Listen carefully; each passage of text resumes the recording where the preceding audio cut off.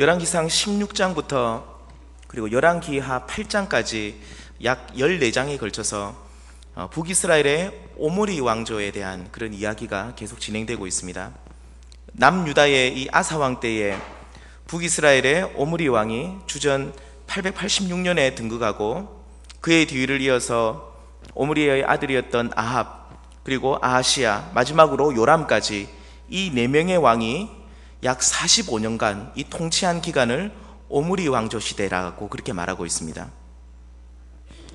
그런데 이 오므리 왕조는 이스라엘 역사상 가장 악이 관영했던, 하나님 앞에서 가장 많은 죄악을 저질렀던 그런 왕조로 우리는 기억하고 있습니다.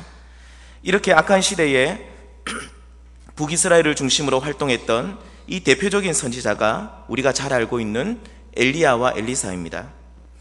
이들은 어두운 가운데 한 줄기 빛과 같이 하나님의 말씀을 선포하고 죄악을 고발했던 참 선지자들이었습니다. 그런데 참으로 신기한 것은 이렇게 가장 악한 왕의 시대에 가장 많은 기적적인 사건들이 일어났다는 것입니다. 열왕기상 16장부터 열왕기하 8장까지 오므리 왕조 시대에 성경의 구약 성경에 가장 많은 어떤 기적적인 사건들이 기록되어 있다는 그런 말인 것입니다. 열왕기상 17장에 보시면 큰 가뭄 중에서도 엘리야는 하나님께서 보내신 까마귀를 통해서 먹을 것을 공급받고, 그리고 사르밧의 과부는 아무리 먹어도 고갈되지 않는 기름통과 곡식통을 경험했다는 것을 기억하실 것입니다. 그리고 호렙산에서 엘리야는 바알 선지자들과의 그 영적인 싸움에서 하나님의 기적적인 방법으로 승리하고, 또 오랫동안 지속되었던 그 가뭄이 또 하나님의 능력으로 다시 비가 오게 되는 그런 은혜들도 경험하게 되었다는 것입니다. 열왕기하에 이제 들어와서는 하늘에서 불이 내려와서 엘리야를 죽이려고 했던 아하시아의 군사들을 심판하는 기적적인 장면이 열왕기하 1장부터 시작되는 것을 볼 수가 있습니다. 뿐만 아니라 엘리야는 하늘로 올라가는 기적을 맛보고 그의 제자 엘리사는 죽은 수넴 여인의 아들을 다시 살려주는 부활의 능력을 보기도 했다라고 성경 기록하고 있습니다. 오늘 읽었던 열왕기상 6장 앞장인 열왕기하 5장 말씀에 보시면 아람 왕의 군대 장관이었던 이 나아만은 문둥병에서 깨끗이 치유되는 그런 기적적인 사건을 경험했다라고 기록하고 있습니다. 이러한 하나님의 기적적인 사건을 시대적인 배경과 함께 생각해 보면 가장 많은 악이 관영할 때에 하나님께서 당신의 기적적인 사건들을 가장 많이 보여주셨다라고 우리는 결론 내릴 수 있다는 것입니다. 그러므로 열왕기서에 나온 기적적인 사건은 이스라엘 백성들이 하나님 앞에서 순종하고 거룩했기 때문에 주어진 것이 아니라는 것입니다. 오히려 악하고 무지하고 영적으로 둔감했기 때문에 하는 수 없이 하나님께서 허락하셨던 그러한 것들이라는 것입니다. 그래서 오늘날 이제 막 복음이 들어간 선교지에서 기적적인 사건들이 많이 일어나는 것도 이러한 맥락에서 우리가 이해할 수 있다는 것입니다. 곧 어둠의 영에 매여 있고 영적으로 무지하기 때문에, 영적으로 너무나도 혼탁하기 때문에 하나님께서 이러한 기적적인 사건들을 일으켜 주셔서 깨닫게 하는 역사를 지금 또 일으키고 있다는 것입니다. 오늘 말씀에서도 이러한 기적적인 사건들이 계속되고 있는 것을 우리는 볼 수가 있습니다. 하나는 물에 빠진 쇠도끼를 찾는 기적이고, 또 하나는 오늘 읽지는 않았지만 열왕기하 6장 8절부터 23절까지 나온 불말과 불병거 사건입니다. 하나님께서는 엘리사를 통해서 이러한 기적을 베풀고 있음을 우리는 볼 수가 있습니다. 그렇다면 이렇게 사람들이 상상할 수 없는 방법으로 펼쳐지는 하나님의 기적에는 무엇이 나타난다고 생각하십니까? 다시 말씀드리면 하나님의 기적에는 하나님의 무엇이 드러나느냐 하는 것입니다. 우리는 이렇게 말할 수 있을 것입니다. 하나님의 기적에는 하나님의 능력이 나타난다라고 우리는 말할 수 있습니다. 오늘 읽은 쇠도끼가 다시 물 위로 떠오르는 기적적인 사건에도 하나님의 능력이 나타나 있고, 엘리사를 둘러싼 불말과 불병거에도 하나님의 능력이 나타나 있다는 것입니다. 중요한 것은 도끼를 물에 빠뜨렸던 엘리사의 제자처럼 시리에 빠져 있었을 때 하나님의 능력은 그 영혼을 소성케 하는, 다시금 새 힘을 주는 그런 은혜를 우리에게 준다는 것입니다. 그리고 엘리사와 그 사환을 죽이려 했던 무리들 속에서도 하나님의 능력의 상징인 이 불말과 불병거는 하나님의 구원을 경험케 한다는 것입니다.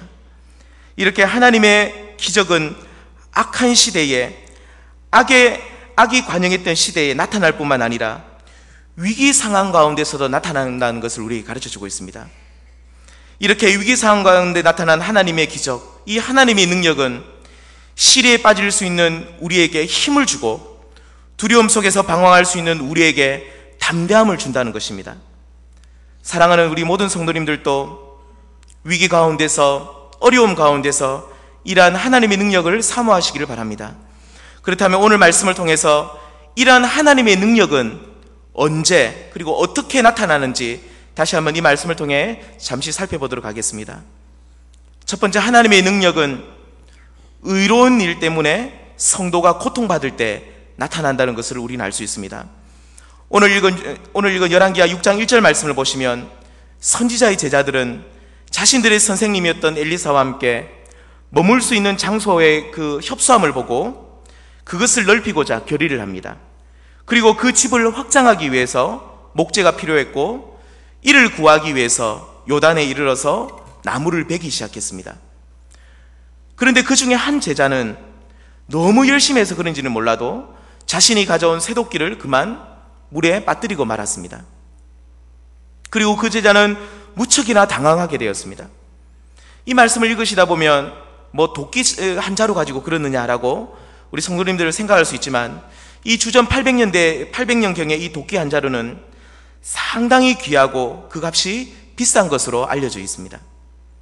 오늘 성경에 보시면 그 도끼를 물에 빠뜨린 제자는 그것을 빌려왔다 하라고 하는데, 이것은 마치 오늘날 어떤 사람이 돈이 없는 아주 좀 가난한 사람이 값비싼 승용차를 렌트했는데 어떻게 잘못했다가 그것을 완전히 파손시킨 것과 똑같다라고 우리는 이해해 볼 수 있는 것입니다. 그만큼 도끼 한 자루는 당시 기준으로 볼 때 아주 소중한 물품이었음이 틀림없습니다. 그런데 안타까운 사실은 이렇게 값비싼 도끼를 깊은 물에 빠뜨려 잃어버리게 되었다는 것입니다. 이러한 어려운 현실 속에서 그 제자는 낙심하고 있었던 것이었습니다. 다시 앞으로 돌아가서 질문을 하면 이 제자는 왜 도끼를 잃어버리게 되었습니까? 도끼를 잃어버리게 된 제일 처음 발단은 무엇이냐는 것입니다. 그것은 바로 자신의 동료들과 그의 선생님이었던 엘리사가 머물 집을 증축하기 위해서 나무를 베려고 했기 때문이었다는 것입니다. 그러므로 이들이 나무를 베게 된 동기는 아주 선한 것이었다라고 우리는 말할 수 있습니다. 다시 말하면 의로운 일이었다는 것입니다. 개인의 욕심이 아니라 하나님 나라의 공동체를 위해 헌신했을 때 일어난 어려움이었다는 것입니다. 그러므로 이 제자는 엘리사와 그의 동료들이 거할 처소를 마련하기 위한 의로운 일을 했을 때 어려움을 당했다라고 우리는 이해해 볼 수 있는 것입니다. 오늘 읽지는 않았지만 열왕기하 6장 8절부터 14절까지 말씀을 보시면 엘리사 또한 어려운 일 때문에 어려움을 당하고 있었다, 의로운 일 때문에 어려움을 당하고 있었다라고 말하고 있습니다. 엘리사는 이스라엘의 대적이었던 아람 사람들의 공격로와 그 방법을 이스라엘 왕에게 미리 알려주었습니다. 이 사실을 알게 된 아람 왕은 그를 죽이려고 많은 군사들을 그에게 보내었습니다. 곧 엘리사는 하나님께서 택하신 그의 백성들이 구원받을 수 있도록 최선을 다했던 사람이었습니다. 이렇게 의로운 일로 말미암아 엘리사는 아람 왕의 미움을 사게 되었고 사람들에게 스파이 아니면 고자질쟁이라는 핀잔을 받게 되었던 것입니다. 결국 엘리사도 의로운 일로 말미암아 아람 왕의 미움을 받게 되었고 사람들의 핍박을 받게 되었다는 것입니다. 이와 같이 하나님의 능력은 의로운 일을 하려 했을 때 나타난다는 것을 우리는 알 수 있습니다. 엘리사의 한 제자가 하나님의 집을 세우기 위해 헌신했고 이로 인해 고난을 받았을 때 하나님의 능력이 나타났습니다. 그 능력은 무엇입니까? 바로 물에 빠진 도끼가 다시 물 위로 떠오르는 그 능력을 그는 보게 되었다는 것입니다. 그리고 두 번째로 하나님의 공동체, 이스라엘을 구원하기 위해서 하나님이 주신 예지의 능력으로 아람의 공격로를 미리 알린 엘리사 또한 고난을 받았습니다. 이때 하나님의 능력이 나타났습니다. 그 능력은 무엇입니까? 바로 하나님이 보내신 불말과 불병거입니다. 불말과 불병거가 엘리사와 그의 사환들을 둘러싸서 이들을 구원해주는 하나님의 능력을 그는 보게 되었던 것입니다. 마태복음 5장 10절에서 주님께서는 그의 제자들을 향해서 의를 위하여 박해를 받는 자는 복이 있나니 천국이 그들의 것임이라고 약속하셨습니다. 의를 위해서 박해를 받고 고난을 받는 자가 하나님의 나라를 보게 된다는 그런 약속의 말씀인 것입니다. 오늘 말씀에 등장한 도끼를 다시 찾은 엘리사의 한 제자와 불말과 불병거를 보게 된 엘리사는 하나님의 나라를 경험했다라고 우리는 말할 수 있습니다. 하나님의 나라가 무엇입니까? 바로 그것은 하나님의 통치입니다. 이들은 의를 위해 핍박을 받았을 때 하나님의 통치를 보게 되었습니다. 이러한 하나님의 통치 가운데서 하나님의 능력을 보게 되었다는 그런 말씀인 것입니다.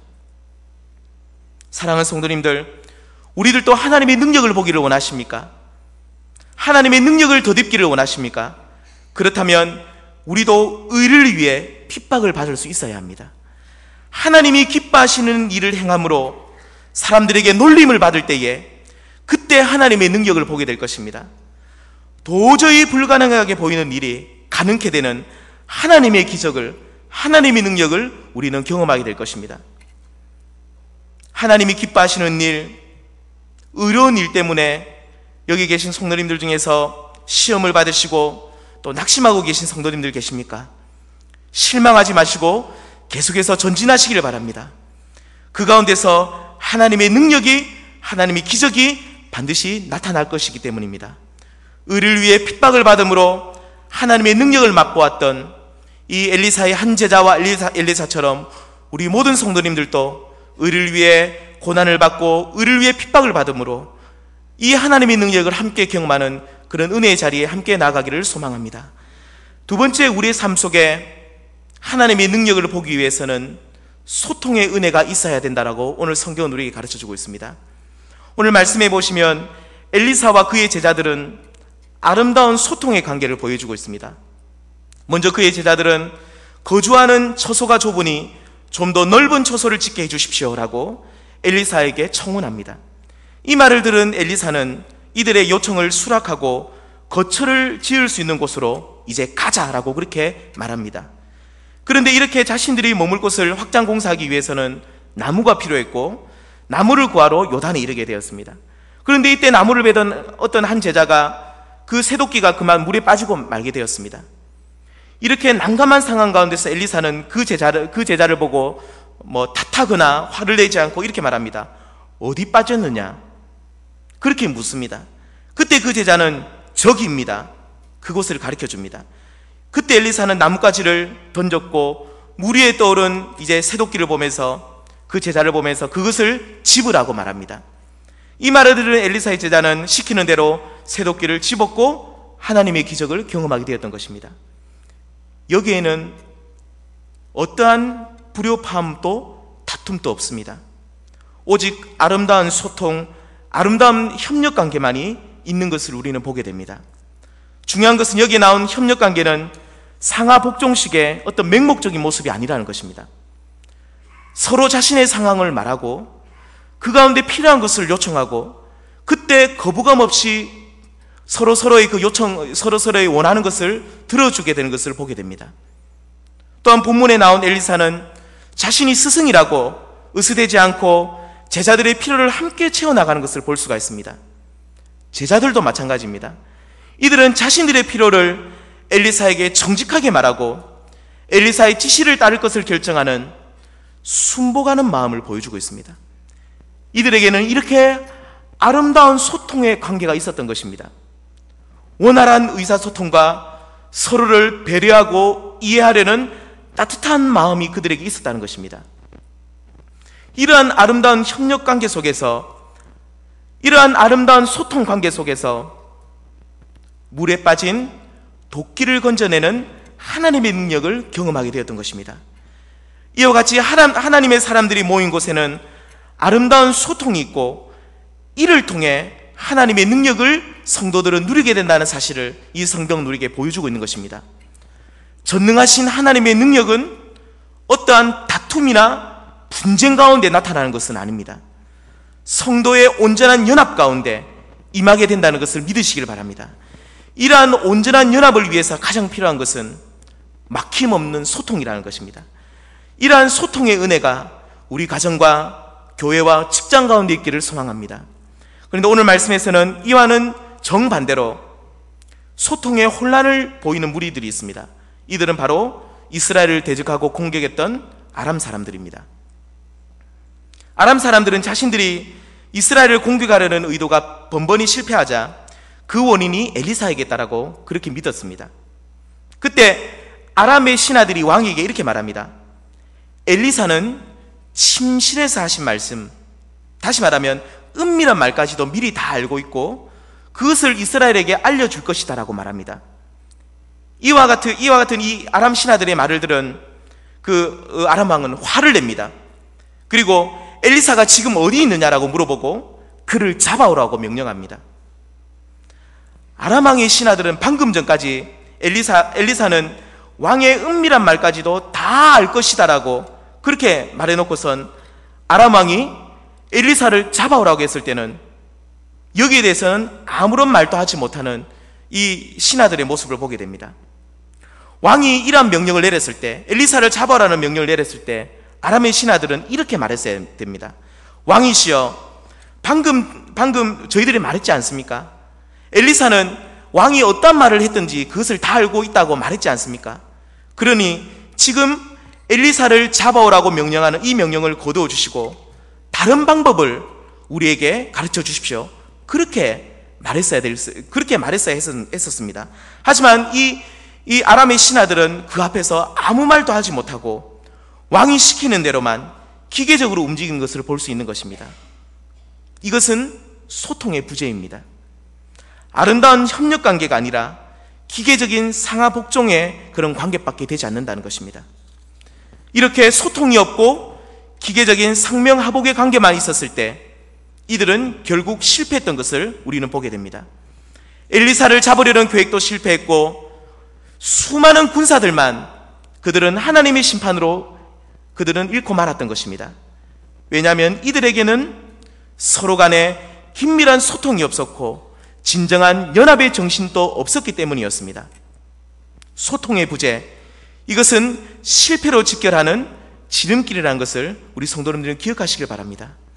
오늘 우리 이 말씀을 통해서 우리 교회와 우리 가정을 다시 한번 돌아보시기를 바랍니다. 우리는 자녀들과 얼마나 소통하고 있는지, 또 우리는 교회에서 옆에 있는 형제 자매들과 얼마나 소통하고 있는지 우리 자신을 살펴보기를 원합니다. 우리 안에 담이 있고 진정한 소통이 없으면 그 가운데 하나님의 능력은 기대하지 말아야 할 것입니다. 하지만 그리스도 안에서 진정한 소통과 연합의 관계가 우리 가운데 있다고 한다면 물속에 빠진 쇠도끼가 다시 물에서 나온 것처럼 하나님의 기적적인 능력을 우리는 맛보게 될 것입니다. 도저히 불가능하게 되는 일들이 소통과 연합의 이 관계를 통해서 하나님의 능력이 나타나고 그 가운데서 가능케 되는 역사를 우리는 보게 된다는 것입니다.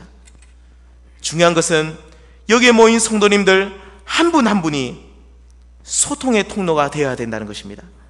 내가 들어가면 소통이 막히고 연합이 깨어지는 것이 아니라 내가 들어갔을 때 내가 속한 공동체가, 내가 속한 가정이, 내가 속한 교회가 소통의 관계가 다시 한번 회복되고 내가 들어갔더니 연합의 관계가 다시 한번 회복되는, 다시 말하면 우리 한 사람 한 사람이 소통의 끈으로, 연합의 끈으로 우리가 이 땅 가운데 살아갈 때에 우리를 통해서 하나님의 큰 능력이 나타나게 될 줄 믿습니다.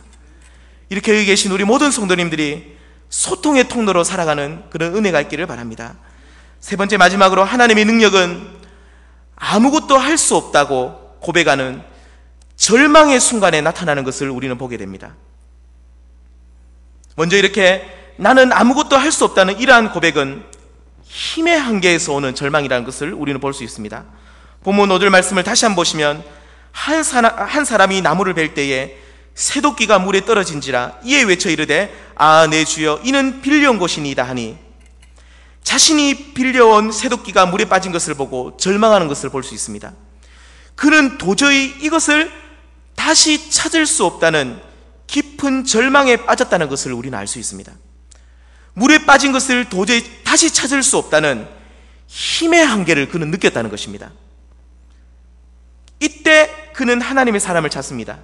자신의 힘으로는 불가능했지만 하나님의 사람이 이를 해결해 줄 것을 그는 믿었던 것입니다. 수넴 여인의 죽은 아들까지 살려주었던 이 하나님의 능력이 이 문제를 해결할 것으로 그는 믿었던 것입니다. 이때 엘리사는 나뭇가지를 물에 던집니다. 그랬더니 새도끼가 물에 다시 떠오르는 그런 초자연적인 하나님의 역사를 보게 되었던 것입니다. 이와 같이 현실이 절망적이고 나는 아무것도 할 수 없다고 느낄 때에 하나님의 능력이 임하는 것을 보게 됩니다.